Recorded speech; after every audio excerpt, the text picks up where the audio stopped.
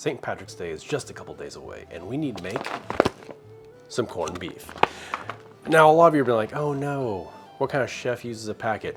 Now, I have absolutely nothing against using the pre-made corned beef packets, because it's upwards of 8 different spices just for this one dish. And all of them are the most common spices that you'll use another time. I love this kind of recipe because it's a set it and forget it. You put it in the oven and you just let it go. We're gonna change up the technique just a little bit. We're not gonna boil our meat and then just let it simmer for a couple hours.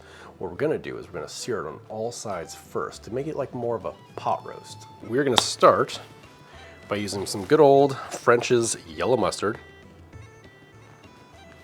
Rub it in, flip it, a little more. Because corned beef and mustard go hand in hand. And next we're gonna hit it with our salt. Be liberal with your salt. Put exactly how much you think you need and then put a little bit more. Flip our meat over. Our spices. So I use that spice packet they have, which is quite nice. Got mustard seed, allspice, broken up chili flake, bay leaf, you know, all the heavy hitters that you need for corned beef. And to it, I've added 4 whole cloves, half a teaspoon of celery seed, 3 bay leaves, and half a teaspoon of Korean chili flake. I like the Korean chili flake because 1, it has absolutely no seeds in it, and 2, it has a much more robust flavor than your standard chili flake. Now we're gonna take our spices, get into our pan, and toast them before grinding them. So you can get all my spices into our cold pan and turn it up to 250 degrees. We're gonna toast these until we start smelling all the spices. You wanna constantly move them so they don't burn. You can also use an electric spice grinder if you don't want to do it by hand. Now we're gonna take our grinded spices and sprinkle it all over. Now that we have our beef nice and seasoned, we're gonna get into our pan. I've got my cast iron pan heating up right now. 3 tablespoons of organic canola oil. Go fat side down first.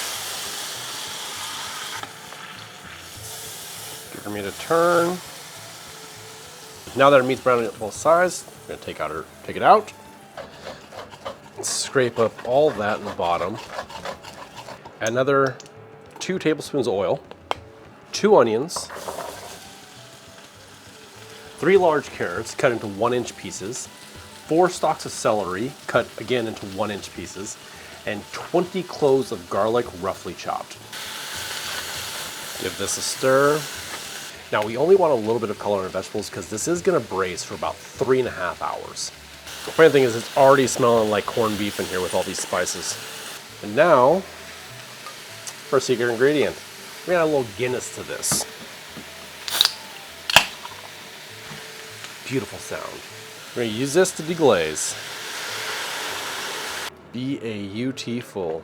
We're gonna take our meat, put that right on top. Now we're gonna pour in beef bouillon, or stock, until it goes halfway up our beef. Now we're gonna bring everything up to a boil, turn it off, and get into our oven that I have set to 350 degrees. Now I'm putting in the oven uncovered because I want more color and caramelization on top of our meat. At the 1.5 hour mark, I'm gonna flip our meat to get more color on the other side. Our corned beef has been going now for 1.5 hours. We're gonna flip it over to the other side and get some color and some caramelization. Now we're gonna go for another 1.5 to 2 hours. When you're roasting something like a pot roast or the corned beef or anything like that, it's unique to your oven. So this is a look and feel. Just check the meat. Check your meat. Check your meat. Oh, look at that. Look at that beauty. Nice and tender, but sliceable, not falling apart. All right, at this point you have 2 options. You can serve it right now, no problem. Slice it, serve it, ready to go. Cook up some potatoes and you're ready. Or let it sit in its juices overnight. Let it marinate, get all that extra flavor in there. Then tomorrow you slice it, heat it up gently, and it's ready to go. That's one of the best parts about this dish is the fact that you can make it a day in advance and have it ready to go on St. Patty's Day. While our meat rests, we're gonna take our braising liquid we had. We're gonna strain off all the veg and then reduce that liquid down to a nice demi-glace. Let's slice into our corned beef. Oh, look at that. Super juicy, tender but sliceable.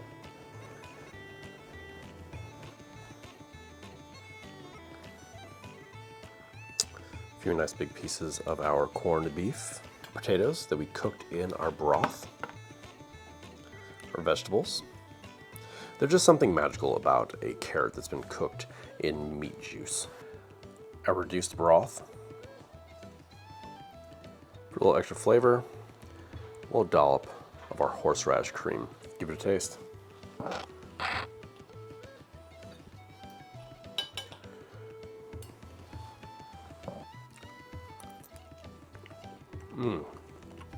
Amazing. This is one of the better corned beefs I've ever made. Just falling apart, melting in your mouth. The potatoes pulled on all the flavor of our braising liquid. They barely needed salt. And all of our beautiful vegetables cooked in Guinness and beef broth. Happy St. Patrick's Day. And until next time, I'm Ron the Cook.